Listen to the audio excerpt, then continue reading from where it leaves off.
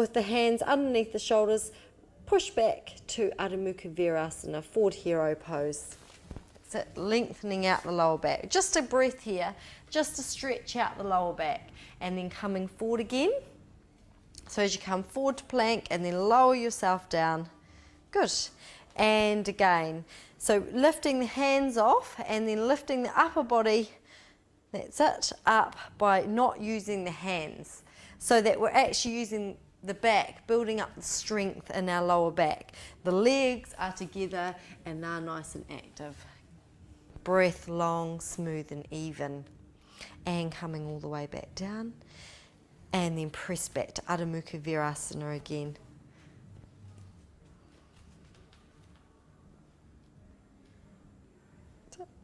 Arms nice and straight, hands spread. And then coming forward again.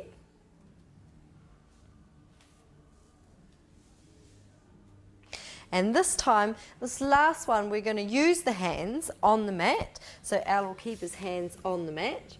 And then we're going to lift up, straightening the arms. So it doesn't matter if you can't get the arms completely straight. So Bhujangasana Cobra pose, so if you can imagine a cobra before it strikes. That's it, keeping the shoulders down the spine. Now, if this is too intense, the other version is you can take the hands nice and wide, so you can have them even wider than your mat. Thanks, Al. So just up a little bit, shoulders down the spine, breath smooth, and all the way back down. And then lifting back to Adho Mukha Virasana.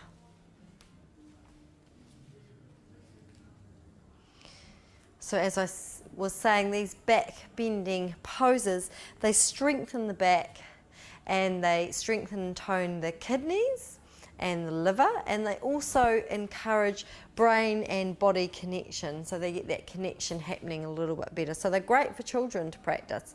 So let's coming forward, again laying on our tummies, and this time we're going to come into Shalabhasana, locust pose, and so we'll have the hands down behind us, that's it. Shoulders down the spine and legs active, and again tailbone long, and we're already working the core muscles. So again we're going to do 3, and the first one what we're going to do is just lifting the upper body up first. So the forehead comes off first and then the shoulders. So the legs are staying down on the floor and we're just lifting the upper body up. Long, smooth and even breaths, and really make sure you're working the core muscles, sides of the waist into the spine, and skin on either side of the navel in towards the navel. And exhale down, and then bring the hands underneath the shoulders again, and then push back to Adho Mukha Virasana.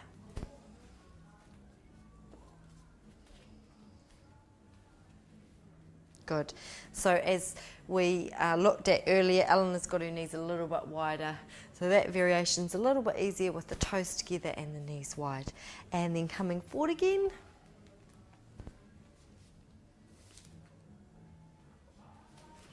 And arms down. 2 more to go. And this time we're going to lift up just the legs. So lifting the legs. So keep the legs nice and straight. You can see here with Al and Eleanor, they've got the legs nice and straight. So they're not bending, bend your knees, Al. So they're not bending, and the legs aren't wide. Take your legs wide. So this can happen, and the heels apart. Yeah. So legs are nice and straight, and the knees are nice and together. That's it. And release down. And hands underneath the shoulders, and releasing all the way back. So I forgot to mention, for guys laying on their tummies and doing these back strengthening poses, they might need to make a few adjustments, okay, so that it's comfortable for them. And if, for women, if your pubic bone is pressing into the mat, you can get a blanket to lay on underneath you. So last one, let's come forward.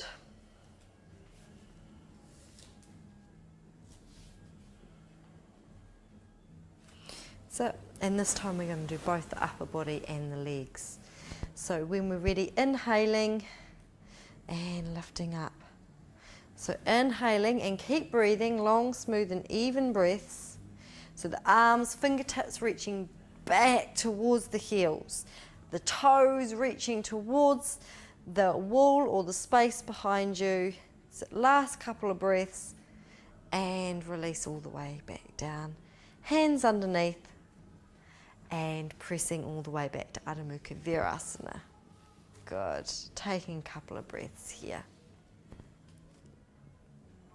So in Adho Mukha Virasana, well, just while we're breathing here and having a little rest, you can see that Al is a little bit higher, so he hasn't got his forehead on the mat. So it's better to have the head like this and the spine in a nice alignment than to try and get, can you take your head down to the mat for me, Al? And see how the line of energy, it's really dropped. So we want to keep the energy nice and flowing. You can see the shoulders are sort of coming together here. We always want to keep the shoulders nice and broad, and we always want to keep the head up. Fantastic. And then we're going to come to laying on our backs.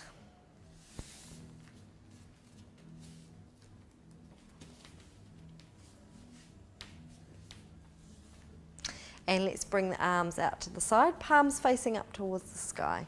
And then bend the knees into the chest. We're just going to come into a nice, easy side twist. So taking the knees over towards the right palm.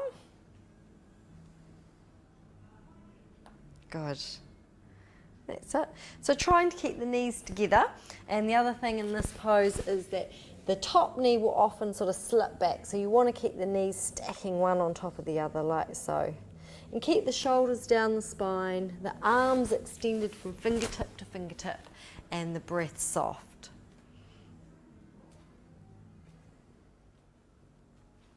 And then when we're ready, inhaling back to the middle. And to the other side.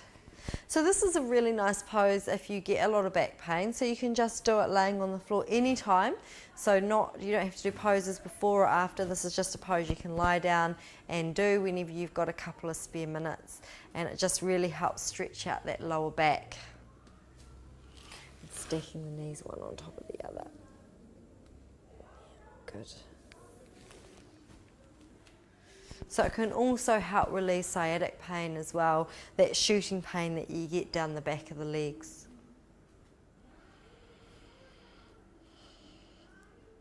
Good. And then inhaling the legs back up.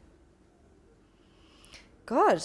And if we roll over to our right side and come to sitting in Dandasana, and we'll just finish off with Paschimottanasana.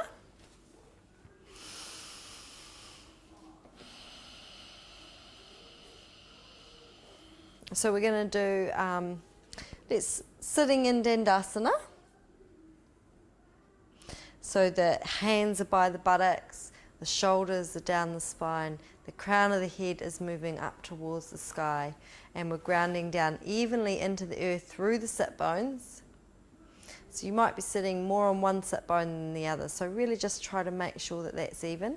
And the legs are what we say Tadasana legs. So like we did at the beginning class in mountain pose, and we had our legs nice and active and our feet broad and spread, we do the same here in Dandasana.